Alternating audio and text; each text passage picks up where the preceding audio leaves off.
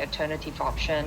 Could you please provide useful information regarding this? So thanks for the questions. So yes, it is. So there are multiple ways. So basically, we can start with labels because labels can be applied at a resource level. So if you have labels being applied to the label, you can actually filter out using data to the BigQuery, and you can use BigQuery to run your cost analysis.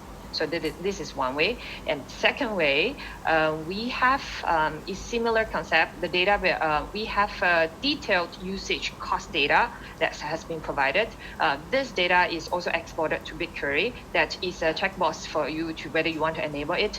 If you have enabled the detailed usage cost data, that will also provide you granular and resource level cost data. For example, if you want to see virtual machine or SSDs that generate services or the usage. So the products that included at the resource level is compute engine, GKEs, cloud functions, SQL, Spanner, and App Engine, all these common services that we provided.